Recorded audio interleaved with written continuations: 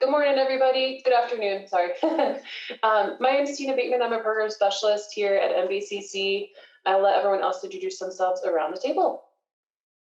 And I'm Maya Zelenak, and I'm a financial manager at MBCC. I'm Kara Snar, one of the grant accountants. Autumn Fry, grant coordinator. And I'm Bo Turnbull. I do some IT stuff here. So with that, we're actually going to turn our camera off because we're going to pull up a share screen, but we wanted to see, for all of you to see our faces before we get started. And in today's video, we're going to go through how to apply for an opportunity in Amplifund. Right now, we have 3 victims opportunities open. This won't be specific to any particular one. It's how to apply for all 3 of them. If you have any program-specific questions, you can use the Q&A function in each of those opportunities. If we get those today, we probably won't answer them. You can sure put them in the chat and we'll answer them in the Q&A function for each of those opportunities. If there's any questions you have today specific to how to apply in Amplifund, we'll certainly answer those. We'll go ahead and get started. Please keep yourselves muted unless you have a question. We'll try and pause now and again to ask for questions, but you can also put your hand up, speak out, or use the chat function, and Bo will be monitoring that for us. So I'm going to say goodbye and pull up my share screen. Okay, just going to move this bar down. We typically start by talking about where to find our opportunities and resources. We're on the Montana Board of Crime Control website. That's mbcc.mt.gov. Just put it in the chat. And it's in the chat now. If you're looking for resources for how to apply, you're going to go to funding, training and technical assistance, and down here to Amplifund resources. And there's a couple right up here that'll be really helpful. We're recording this video right now, and we can post it on this page as well as with our opportunities for you to refer to at a later date. We're going to have a second Amplifund support call closer to the time applications are due, which is January 26th. That one may be similar to this, or we may just do an open question and answer, things that have come up over the next couple weeks for folks. Okay, you've checked out the resources, you're ready to apply. We go to funding, funding opportunities. You can see the open opportunities up here, 2023, OCA, SASP, DDI, and JRJ is also open. Now it's not victims, I forgot to mention it. We're gonna scroll down just to see what each of these look like. The opportunity link is right here, our open and close date, and that Q&A that I mentioned. This is where you can read the questions that other folks have asked to us and also ask your own. And that closes a week before the opportunity closes. There's offers calls for each of the opportunities that are currently open. That's a better time to ask any programmatic questions if you have them. We're going to click on this link. And you can see that I'm already logged into Amplifund, so it's going to go right to this page for me. And after reviewing the opportunity information, we can start an application by hitting apply. This window will pop up if you're using the VOCA opportunity. What it's telling me is that my organization has already started an application in Amplifund for this grant. Do I want to continue with that one, or do I want to start a new one? This becomes relevant if your organization, in the rare case, is submitting 2 applications under the same organization. So very different programs, but through the same umbrella organization. This big green button is actually start new application. So most of the time, you're going to actually click over here on the application name, the one you've already started. Ours today is going to be Victims Test. One other thing I wanted to point out, after you have started and saved an application, you can go to your Amplifund site. And most folks should already have an Amplifund account. It should look something like this when you log in. If you go up here to the right-hand corner, click on your name. Mine is Tina Test. Go down to Applicant Portal. This is where you can see any applications that you currently have started. Another place that you'll be able to get back into those applications once you have started them. But just remember to click on the link on the Board of Crime Control website first. The other thing that I wanted to point out in our resources, this is a brand new resource that we're very excited about, and that is our match calculator. Okay, general procedures, match calculator. We're all gonna remember it now. And it is that awesome. It's worth remembering. This one is a great resource to use as you're getting ready to submit your applications, especially if you're applying for VOCA. Maya, is there anything you wanted to add to this? No, actually, yeah, it is wonderful because a lot of the times we calculate the match in a different way. You always asking us, how did you come with that amount? And so this is actually doing it for you. And it's very easy to say, it's like, okay, if you want the total award, how much to be, or what do you want to request it for as of federal funds, what your total budget will be. And you can just do something here. Just to put under award request, like for example, you request 100,000, can you put 100,000 there? Yeah, instead of 15,000, just to put 100,000 and just to calculate match and immediately calculates for you. And your total budget will be. I think that's a wonderful link. Thank you both. Perfect. We can put that link in the chat box as well. Okay, now you have your amount that you're asking for and your match if you're applying for VOCA. We've come to this page.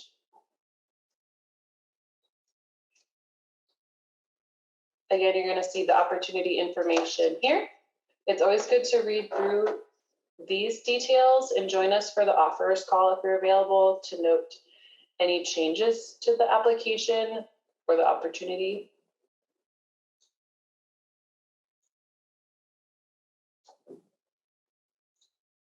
This first page, there's nothing to do. This is when you'll start entering your information. A couple of things to note on these pages. You can save, it will just keep you right here and save your information. You can mark as complete, or you can save and continue. If you don't mark as complete every page in your application, you won't be able to submit. It's probably the biggest technical assistance call we get is I can't submit my application, and it's usually because something is missing as marked as complete. And just to note, once you mark it as complete, you can still make edits here.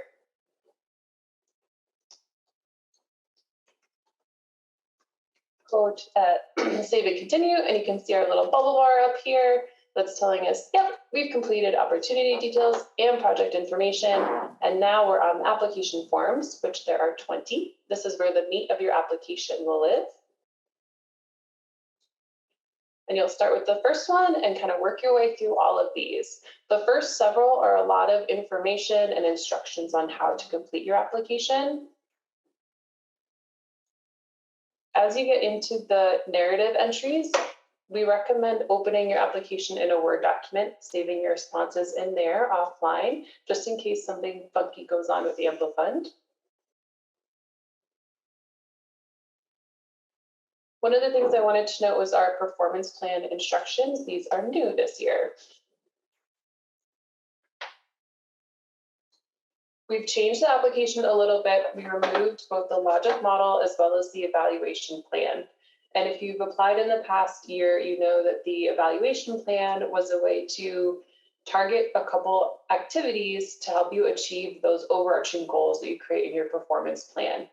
Instead of having them in a separate document, we're going to ask you to include them right in your performance plan, and that will carry forward with you throughout the length of your award. You'll be able to see them and report on them every quarter. What it means is you have to include a little bit more information in the description of your goals. And here's some instructions on how to create your goals. I typically recommend that you think about your program and your goals before diving into your application, jot down some notes, and your performance plan should be pretty clear to you. And hopefully this helps your organization. It's not something that you're doing just to complete the grant.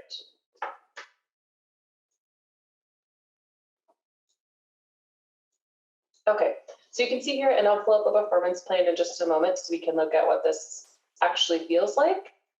You'll create a goal, give it a one-sentence name, something that's easy for you to identify and for us to identify as we look at your performance plan.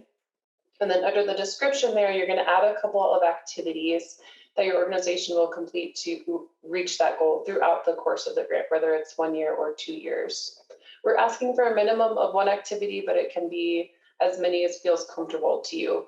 And remember that you're going to see all this information every time you go to report quarterly. And it will kind of help to trigger you and to remember, oh, right, we were supposed to reach this by our halfway mark or 6 months in.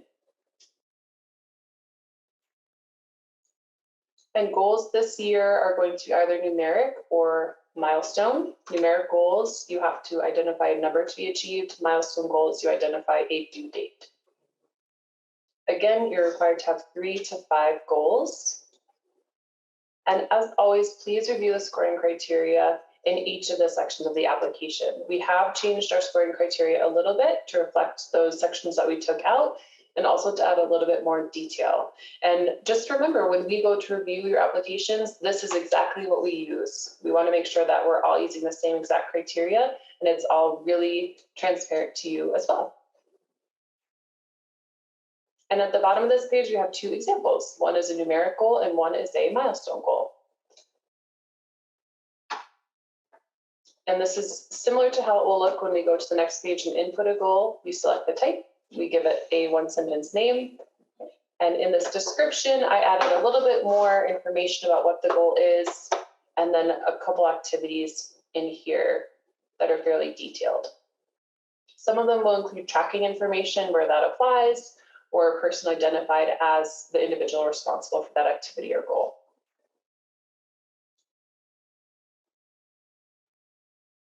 I'm just going to jump over to the performance plan right now to show you what that looks like. This is the screen. This strategy up here will be specific to the opportunity you're applying for. We'll click on this button to add a goal. Select the type. Again, milestone means that you'll pick a date, what you would hope to have the goal achieved by, and numeric is a target. We'll give it a 1-sentence name, a number to be achieved, and here's our description box. And when you're done, you'll go ahead and hit save. Any questions on the performance plan?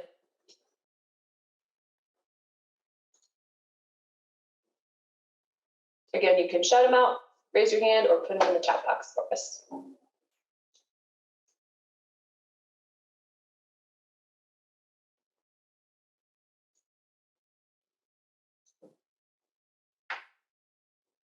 Okay, real briefly, I'll talk about our application processing and award. These applications are due again January 26th. After that time, each application will be scored by at least 3 individuals internally. If an application receives over 60%, it's moved forward to our victims application review committee, and they will discuss how they like to proceed with funding, and their recommendation will be sent to the board at the June board meeting. Tina, Yes. my chat is disabled, so I don't know if anybody else can submit questions either. Thanks, Nicole. Did you have a question for us too, or are you just letting us know? No, I just opened up the chat box and noticed. Perfect. Thank you. My chat's disabled too. Are you able to see the messages that we put in there? Yes, the links. Okay. I'll work on it. In the meantime, go ahead and shout them out if you have any questions. We haven't made changes to the budget, to the, the needs statement, the collaboration plan, and the sustainability plan. I believe that you might see changes in the scoring there, but not in the instructions. Remember, this is where you're going to detail your project, what's going on in your community, what the need is, what your solution is, and what your outcomes are anticipated to be. Keep in mind that you can always connect, and we hope that you'll connect your goals that you mentioned in your needs statement to the goals in your performance plan.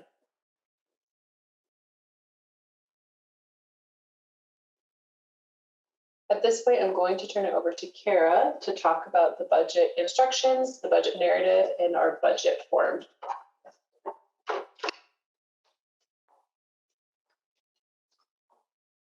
Right, so we're gonna go ahead and click on the budget instructions first.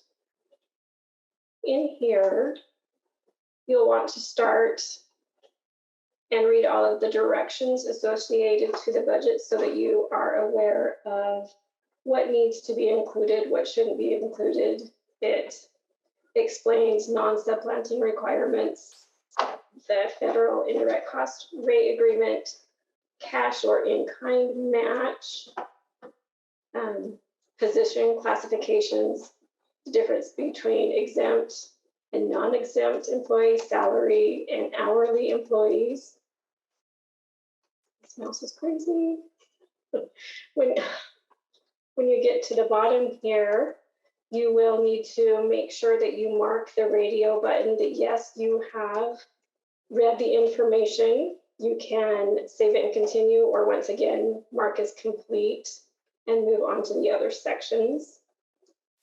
We're going to go back to the application form so you can see the other budget areas.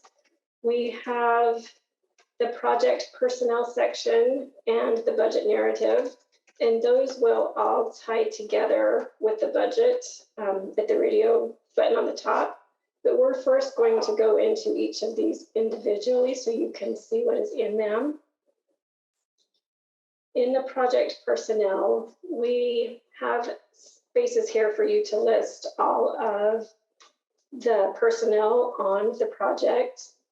We would like you to enter the position title. You would mark if it's an exempt or non-exempt employee, and then you would also upload the job description for that position.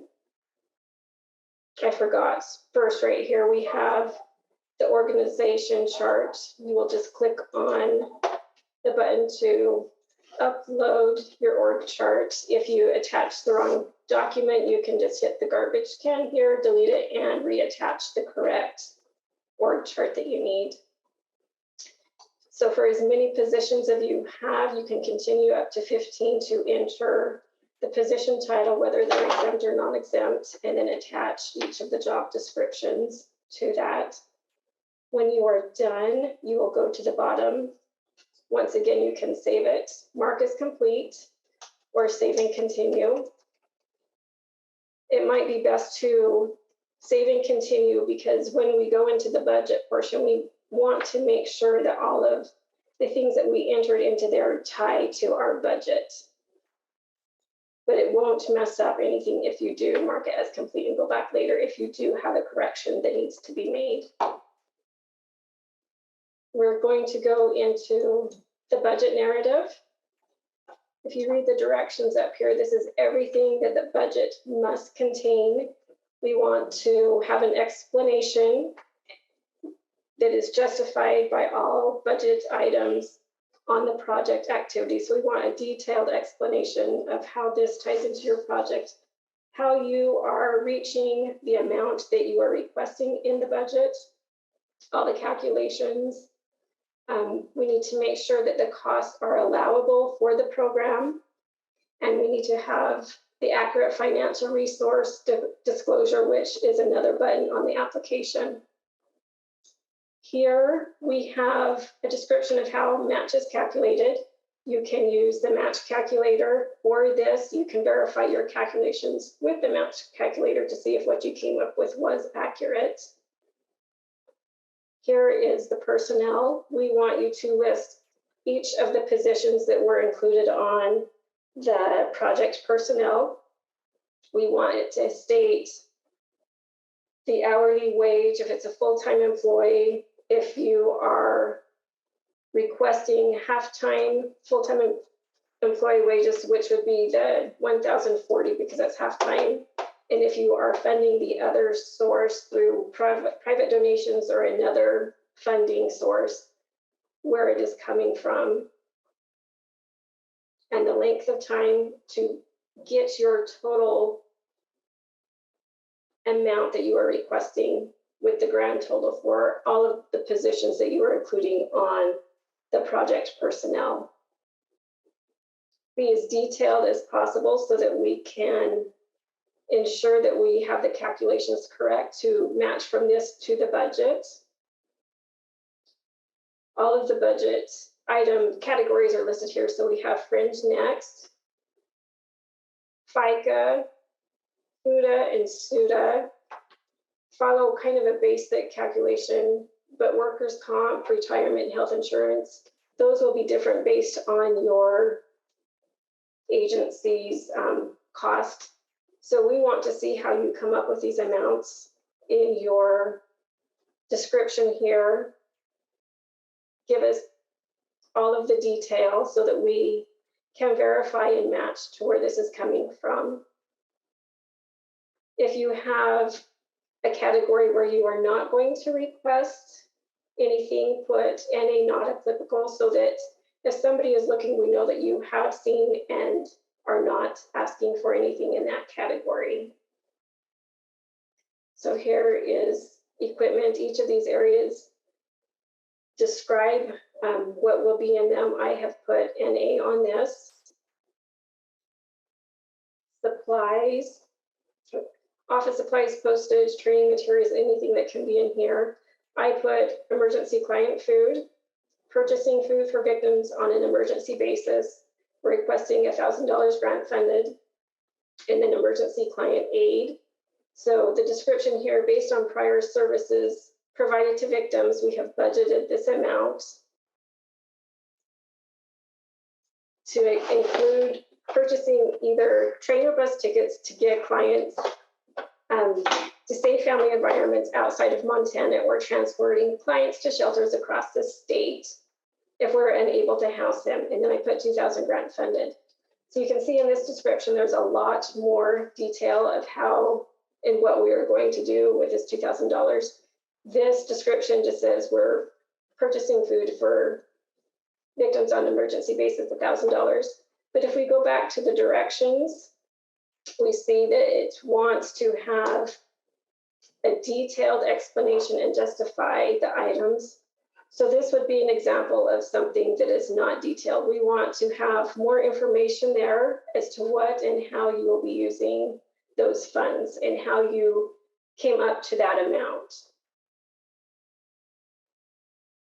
Contracted services. We have in here lawyer fees to provide up to $7,500 of lawyer fees for clients needing legal assistance for personal safety issues.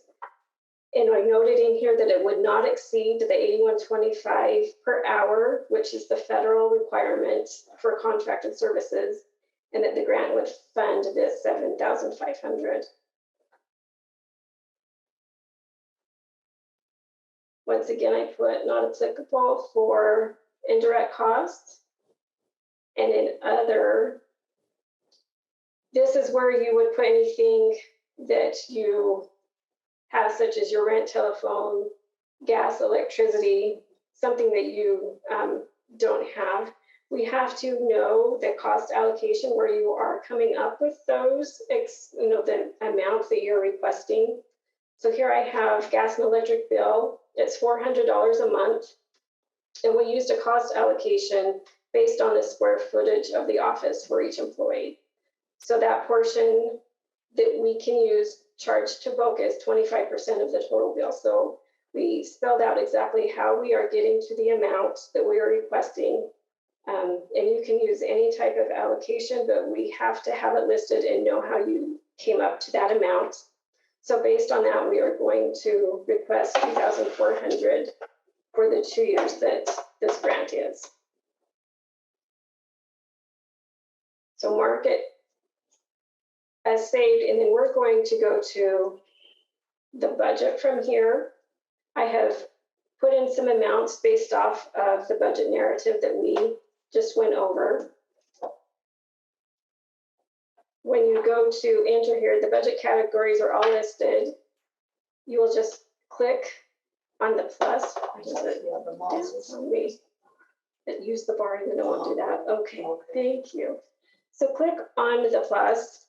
We did not have travel listed in our budget narrative, but we're going to go ahead and type in here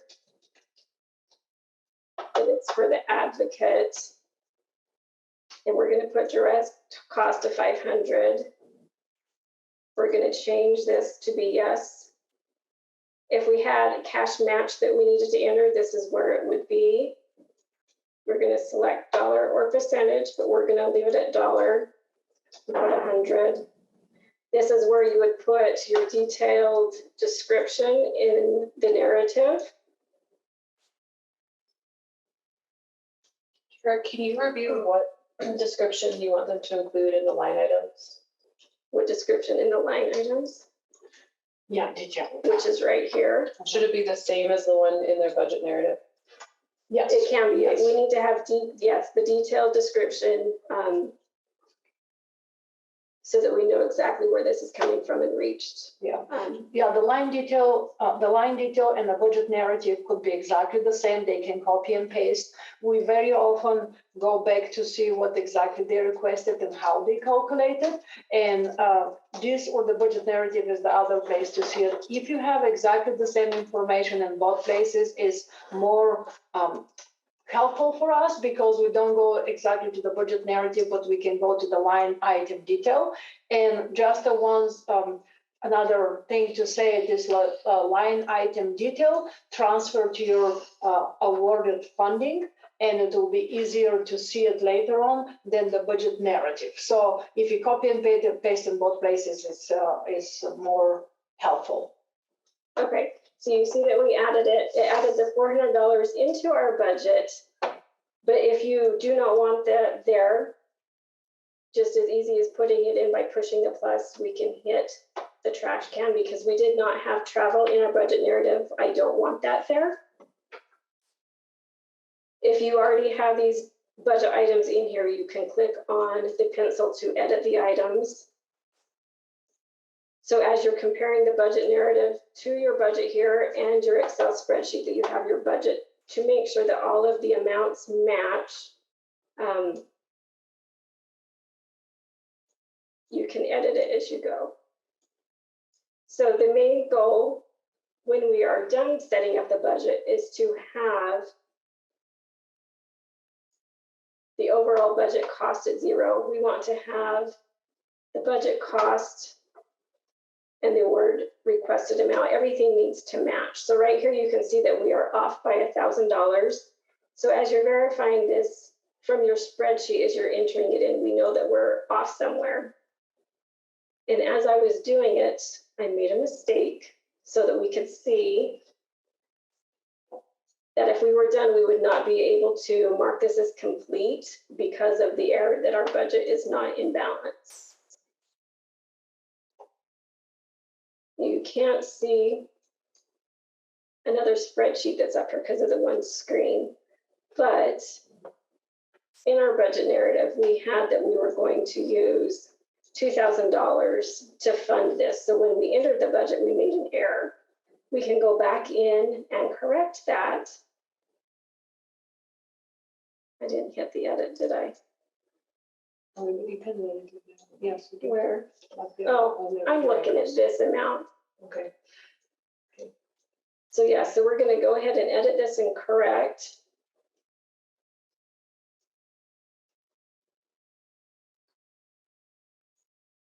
And then you can see that our overall budget cost is at zero now. Right here we have cash match total cannot exceed the cash match. So as I was setting up the budget, I included some match, but that is not in the budget. So we need to go in there and edit that as well. So you can see here is where the match was entered. And now our budget matches. But we did have an error when we were putting in the budget. We just want to go back and make sure that our budget narrative matched what we had changed. So we need to make sure that all of those amounts tied together, and we had that on the supplies, and we changed it from 3,000. So it is the correct amount. So we just want to make sure that as you go, that all of those amounts are correct. Do you have anything else to add in the budget section, Maya? Yeah, so just a few things. Like you see in the position, we had position, and we had our sample was advocate 1 and advocate 2.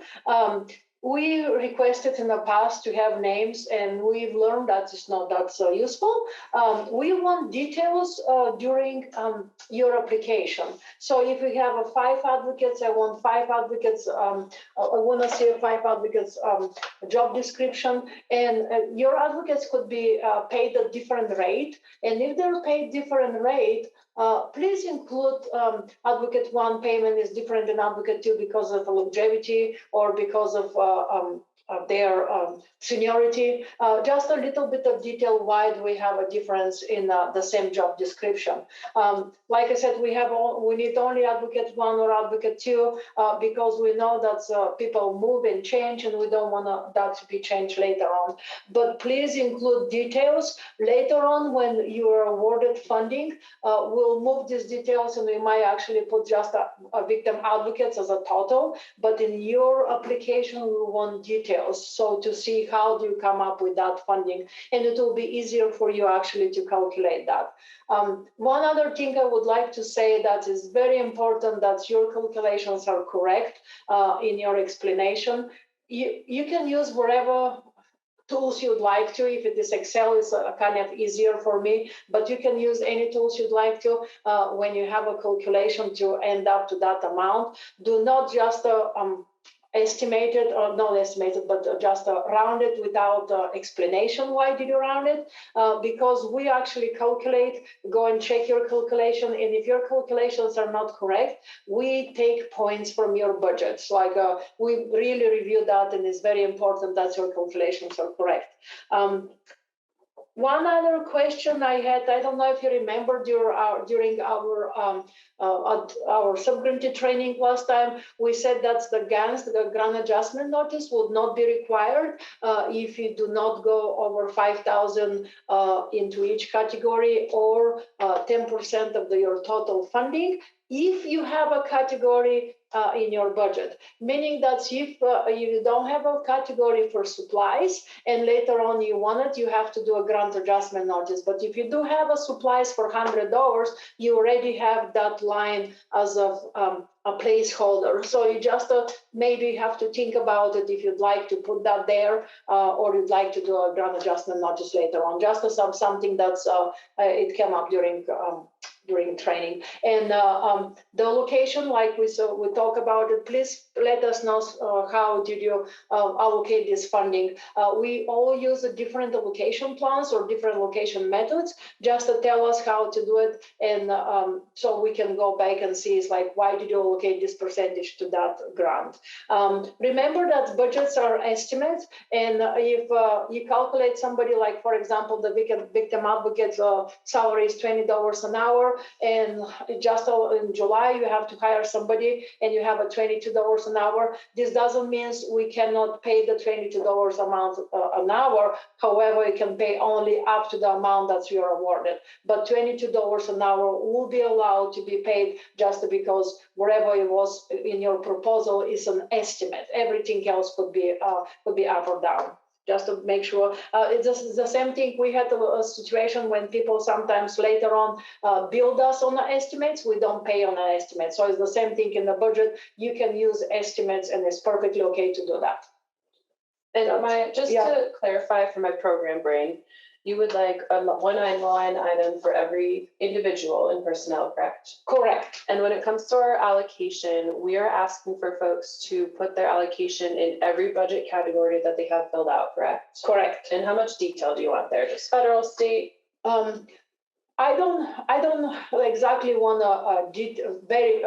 that much detail, but let's say, for example, you're paying 25% of rent to a VOCA grant. We would like to see, how did you come up with this 25%? Is it because of personnel working on that grant? Is it per square footage? That is, these advocates are taking from your office total. It's just like some kind of explanation to see how did you come up with 25%. And if you come with 25% to pay the rent, and later on you actually realize that is less or more, we can change that as well. But some kind of information, how did you come up with this percentage, this dollar amount? And why would be 75% paid from other funding? I don't exactly want to know what other funding you'll be paying, but I want to know why did you allocate 25% to VOCA? We have one more section that goes along with the budget, and it is the accounting documentation and the forms. Oh, yes.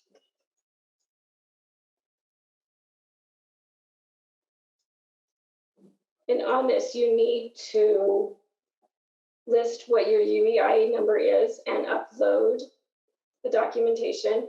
The asterisk by it means that it is required.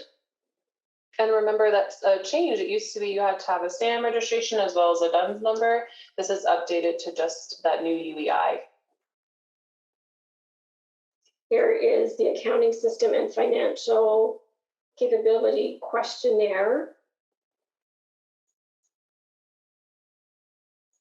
Is that, that's not our spreadsheet, right?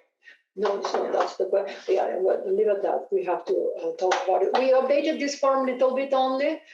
We had to. Oh, we cannot see that. You can see this. Yeah, we have to share it. We're just going to share our full screen so you all can see what we're doing. Thank you.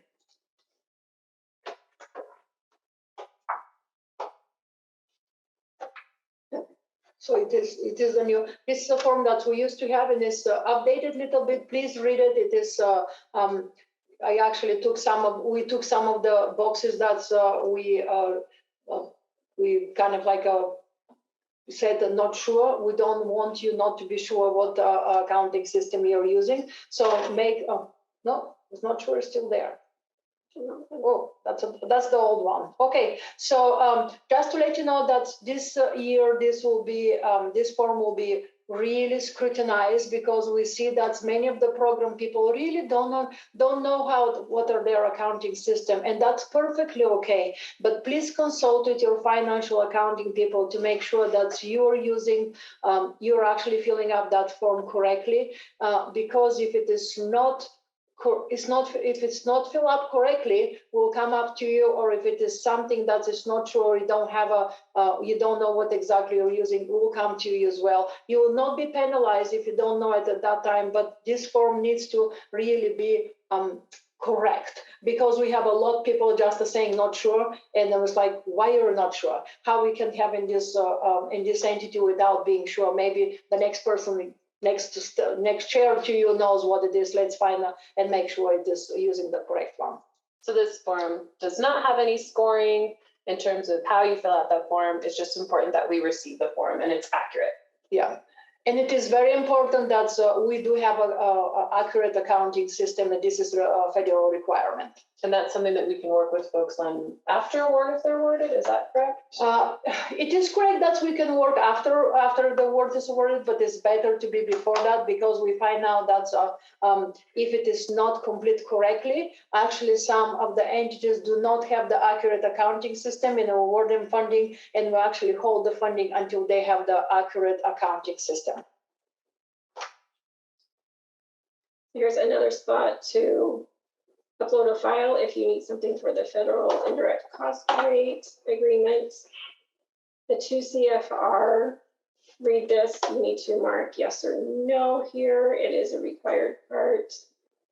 The financial resource disclosure, that was part of the budget narrative, and this is where it's located. So if you open this up. Well, can you see that one? Let's see. Yes. Okay. There is the example.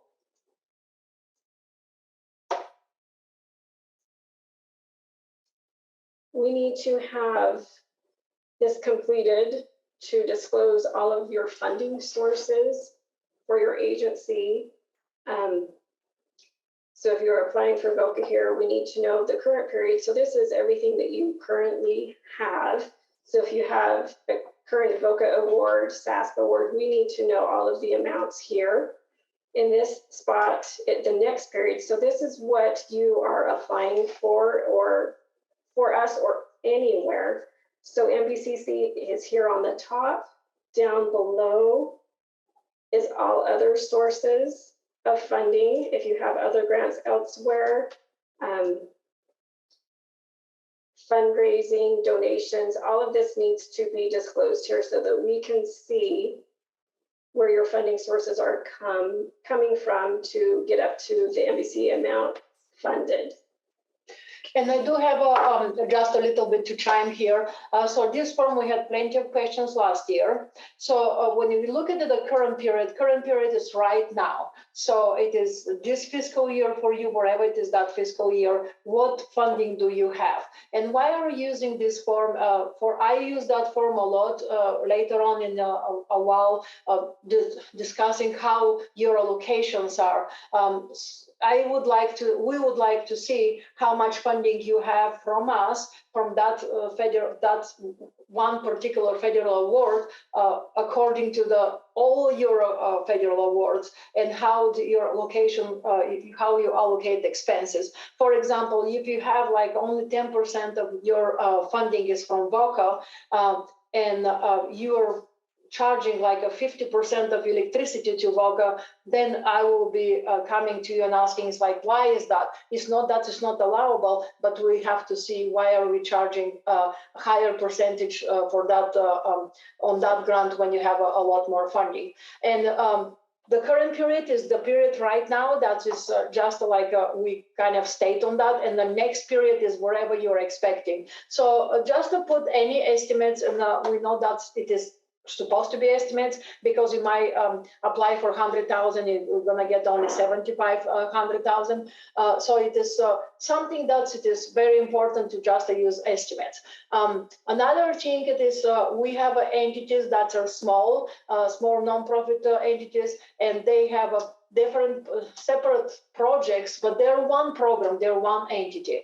But we have entities like, let's say, Carbon County. Carbon County has a victim advocate office, they have a legal services office. So these are bigger entities that have different programs. Each program can have a different projects, but if it is a bigger entity, think about it as like, I am a separate program. I am the victim advocates program under the Carbon County. So I am just disclosing my funding. I don't want to see the whole funding for the whole county or the whole city like it is there. But it's just your program as a like separate program. Would that program will be able to exist without our funding? Maya, we received a question. Could you please clarify for the next period? Is that grant cycle or fiscal year? Yes, this is a grant cycle. So this is what we discussed, and it's supposed to be a grant cycle. So for example, if you apply for VOCA funding, you apply for 100,000, but the 100,000 is for 2 years, because VOCA is a 2 years. So you have to have it for wherever you're applying, and next period is exactly the period that you're applying for. It is kind of confusing, but in this way, you have to kind of like count for 2 years in a row.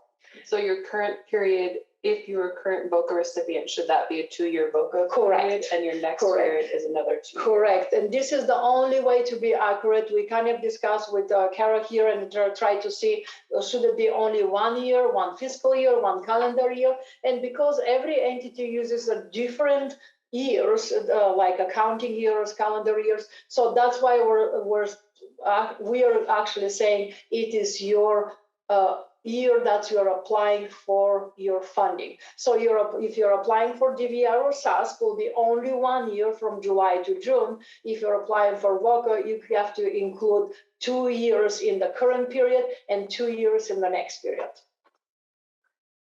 It's kind of confusing, but it will work. And like I said, we're just using it for justifying for allocations for later on.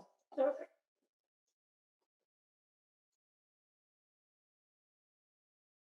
So once you have all of those completed, just mark as complete and continue on to the rest of the application. And that is all for this one.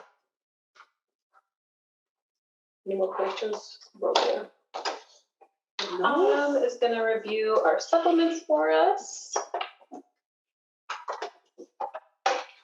Let's see here. That's right, we gotta go here. Sorry, every time we use our mouse and we scroll, it does weird things. So we have to learn to use the sidebar, otherwise it goes everywhere. All right, so we're doing the supplements, right? Mhm. Okay, so your applicant information, this is pretty, do it again. Your FEIN number, I'm sure everybody has that memorized by now. Your org details. The service area, so that's everywhere that your services support.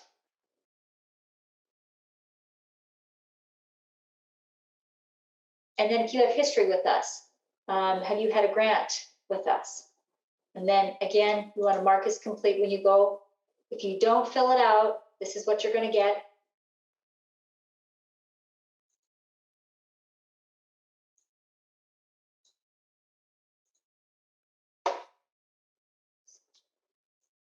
Have it. MOUs. If you have any, you want to make sure and include any MOUs that you have with another agency. And again, mark it as complete.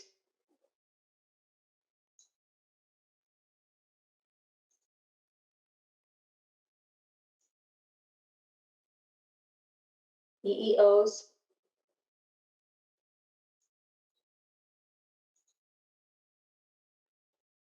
Gives you instructions, information, hyperlinks, so if you have questions. And we can go into more detail if you'd like, but this is kind of your standard.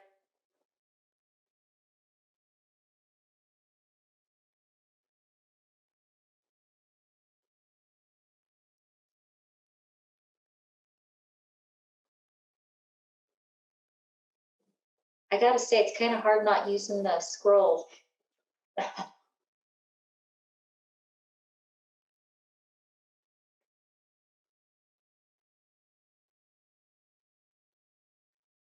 And all these forms are required by the federal government for us to have a subgrantee, so that's why we're requiring this form forms from you.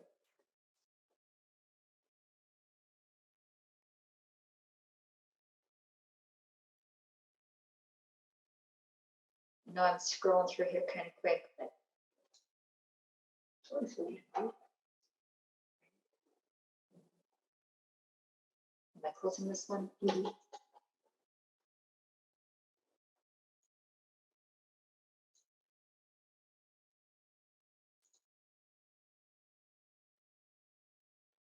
Just an example.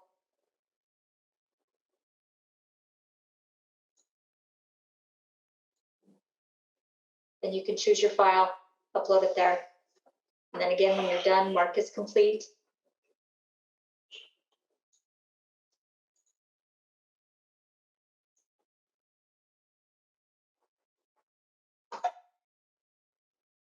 Special assurances.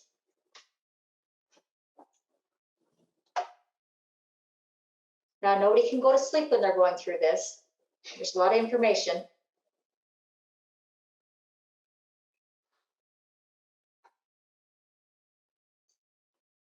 We all love the audits, right? Once you go through that, radio button, yes, we've read the above information. And again, mark as complete.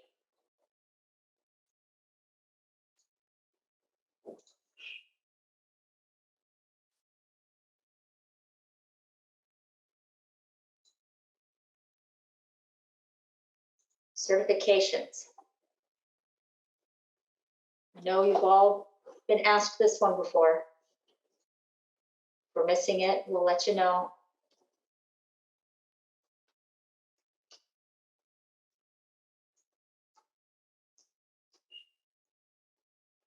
And then again, mark as complete.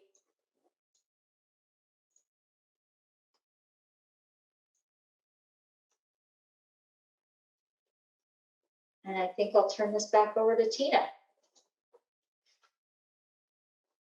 Awesome. Thanks, Autumn.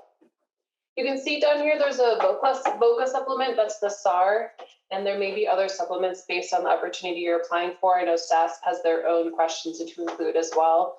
They should be about the same. There's instructions on there, a document to find and upload, or question boxes to fill out.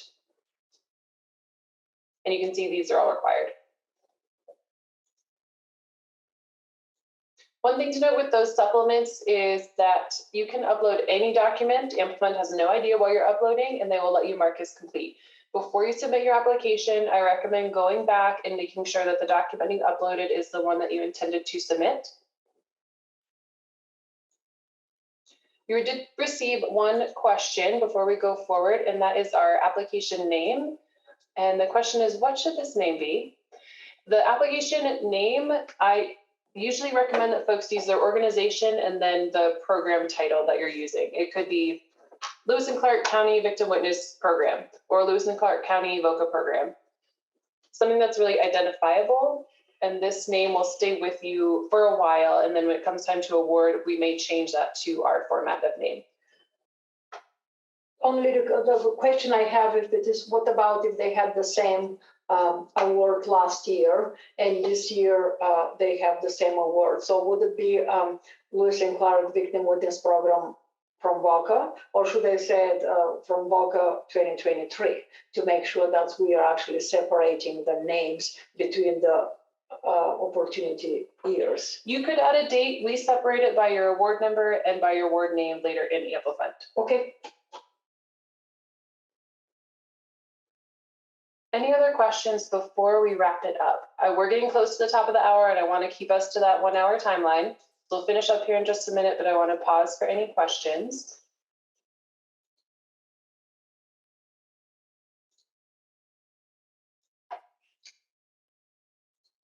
Okay, you've gone through, you've confirmed all of your forms are complete, completed a budget and a performance plan. All of these little bubble bars will have a check mark. You're ready to submit. That's awesome. Take a deep breath. If you can, wait a day, go back and check it, have someone else read it over before you submit, and please try and submit a few days in advance of the closing date, just in case you run into any technical errors. We don't want you to cause any heartburn by being really close to that deadline. You can always contact us if you have any issues with Amplifund. It's good to document those types of things. So send me an email, say, Tina, hey, this is going on, and we'll help you work through it. And if we can't get it in, then we have that documented. You can see there's some errors here because we have not completed everything. This application is not ready to go, but yours will be. Again, if you get a red error here, one of the first things I always check is go back to your forms and make sure each form is marked as complete. When you're ready, go ahead and hit submit. You should get a little message that says you've submitted your application. I believe you get an email as well. And if you submit, we cannot return it back to you. This one's important. Make sure that you're ready to submit when you do. We cannot return applications to you, even if it's before the deadline. If something is missing, we will reach out to you after the application deadline to get those missing pieces of information. Ooh, okay, you've submitted your application. Any final questions? Congratulations, everyone, you submitted. Remember to start early, put your narratives into a Word document, and to use that link on the MBCC website to get going. Okay, we have 2 more minutes. I'm going to close this, start our video so you can see our faces, and just see if there's any other questions that folks have.